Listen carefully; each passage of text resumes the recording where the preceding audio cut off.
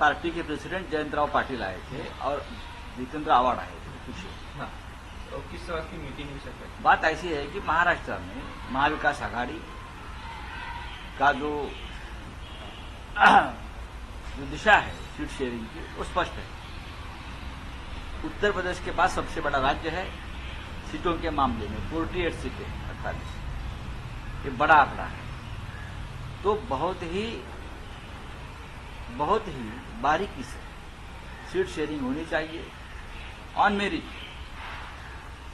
जो पार्टी जिस सीट पर चुनाव जीत सकती है, लड़ सकती है, उसका दावा उस सीट पर रहेगा। कोई फार्मूला नहीं है, ये आपका फार्मूला, ये मेरा फार्मूला, ये मेरा फार्मूला नहीं। देश में एक ही फार्मूला इंडिया आघाड़ी का, जो जीतेगा वो लड़ेगा, जो जीतेगा वो लड़ेगा। और महाराष्ट्र में तो ये फार्मूला पर हम काम कर रहे हैं।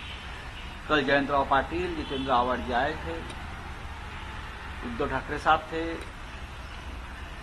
सुभाष देसाई जी थे, मैं भी था। लगभग 2 घंटे हमारा डिस्कशन हो गया। उसमें स्पष्ट हो गया कि राष्ट्रवादी कांग्रेस पार्टी एनसीपी महाराष्ट्र में कौन से जगह पर चुनाव लड़ना चाहती है, उससे स्पष्ट हो गया। और ये भी समझना चाहिए, जैसे कांग्रेस के कोई ताकत वाले इलाके हैं, हमें मालूम है वहां सिर्फ कांग्रेस जीत सकती है, यहां शिवसेना जीत सकती है। तो हमारे में कोई मतभेद नहीं है। जो खबरें उड़ रही है ना, वो गलत है। तीनों पार्टी में आपस में अच्छा मेल है। बहुत संयम से हम सीट शेयरिंग के बारे में चर्चा कर रहे हैं। बाला साहेब आम्बेडकर यानी प्रकाश आम्बेडकर जी के बारे में भी चर्चा चल रही है। और जल्दी ही हम एक ऐसे नतीजे पर पहुंचेंगे जो महाराष्ट्र में एक आदर्श फार्मूला होगा महाराष्ट्र विकास आघाड़ी। सर, आपने कहा एक सूत्रों के अनुसार कांग्रेस यह बता रही है कि वो ये चाहते हैं कि they should contest from 27 seats and Shiv Sena of UBT camp should contest from around 21 seats. ये गलत है, ये आपके पास गलत जानकारी है। ऐसा कोई फार्मूला या ऐसी कोई बात किसी ने नहीं कही है। मैंने कहा ना, मेरिट पर सीट शेयरिंग, ये तीनों का सूत्र है।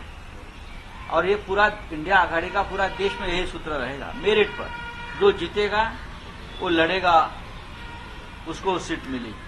सर, आपने कहा कि खबरें आ रही हैं कि एनडीए में कोई डिस्प्यूट नहीं है सीट शेयरिंग को लेकर, और जो भी खबरें आ रही है वो आपने कल बयान दिया कि कांग्रेस को 0 से शुरू करना पड़ेगा। नहीं, आपने गलत तरीके से उसका है। हाँ, वही उसका। मैंने ऐसा नहीं कहा कि कांग्रेस को 0 से शुरू करना। मैंने ये नहीं कहा कि कांग्रेस 0 है। मैंने ये कहा है कि महाराष्ट्र में कांग्रेस है, कांग्रेस का कैडर है, कांग्रेस के नेता है, कांग्रेस पार्टी है, हमारे साथ उनका गठबंधन है और रहेगा। मैंने इतना ही कहा था भाई कि कांग्रेस के पास आज एक भी सांसद नहीं है, आज नहीं है एक भी सांसद। हमारे पास 18 थे, उसमें से कुछ चले गए, 6 बाकी। एनसीपी के पास 4 या 5 थे, उसमें से 1-2 लोग चले गए।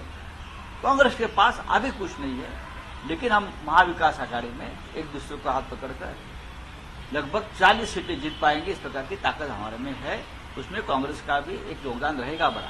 सर, आपने कहा कि कल तो कांग्रेस के जो नेता हैं उनके पास कोई पद नहीं है, वो इस तरह से बातें कर रहे हैं। इस तरह से बातें कर रहे हैं। उनका कहना है कि शिवसेना एक सीट पे भी नहीं जीत सकती यहाँ, इस तरह से उनका बयान आया। आने तो ना बयान आने दो। आज हमारे पास महाराष्ट्र में 6 एमपी है, 6 एमपी, और हमारी ये ताकत है, जो हमारा पुराना आंकड़ा था वो हम वापस जीत सकते हैं। एक भी सीट अगर नहीं जीत सकते तो आप भी नहीं जीतोगे। आप एक साथ मिलकर ही जीत पाओगे ना पूरे देश में। आज इस देश में ऐसी कोई पार्टी नहीं है जो अकेले अपने बलबूते पर जीत सकती है। भारतीय जनता पार्टी को भी जीतने के लिए ईवीएम चाहिए ना, वो थोड़ी अकेली जीत सकती है। उनका अलायंस ईवीएम से है, तो ईवीएम के सिवा जीत सकती है क्या? ले लो बैलेट पेपर पे चुनाव, तो सबको कोई ना कोई चाहिए साथ में। किसी को ईवीएम चाहिए, किसी को और साथी चाहिए। तो ये हमको मालूम है क्या करना है। राम मंदिर के बारे में जानना चाहेंगे सर, इस पर पॉलिटिक्स खत्म होने का नाम नहीं ले रही है। कई नेताओं का ये कहना है कि उनको इन्विटेशन नहीं आ रहा। सर, क्या अभी इतना ही बाकी है कि 22 तारीख को बीजेपी की तरफ से ऐलान होगा कि हम प्रभु श्री राम को ही चुनाव में खड़े कर रहे हैं।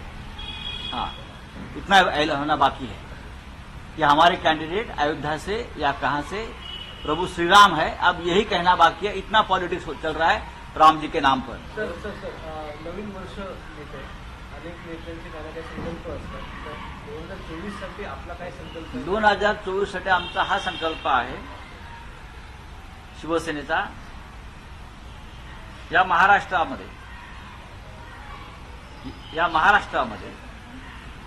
शिवसेनेला पुन्हा एकदा शिखरावर न्यायचं, शिवसेनेचा मुख्यमंत्री निर्माण करायचा आणि शिवसेना हा पहिला क्रमांकाचा पक्ष करायचा, हा आमचा संकल्प आहे।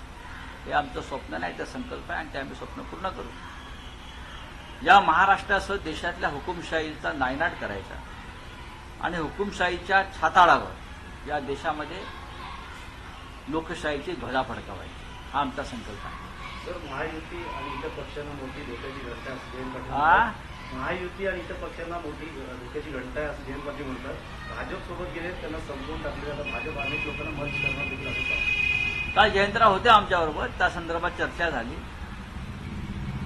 जे भाजपबरोबर गेलेले आहेत दोन्ही गटाचे लोक, त्यांना स्वतःचं अस्तित्व नष्ट करून राजकीय अस्तित्वासाठी त्यांना भाजपात विलीन व्हावं लागेल, हे सत्य आहे। तो नीतीश कुमार जैसे यूपी के अध्यक्ष बने हैं, बीजेपी ट्रोल कर रही है कि आप ये को आप देख रहे थे, उनके डिमोशन थे। मुझे नहीं लगता है, जेडीयू के वो सर्वोच्च नेता है जिनके नाम पर वो पार्टी चलती है, और पार्टी का अध्यक्ष किसको बनना है किसको नहीं बनना है ये पार्टी की कार्यकारिणी तय करती है।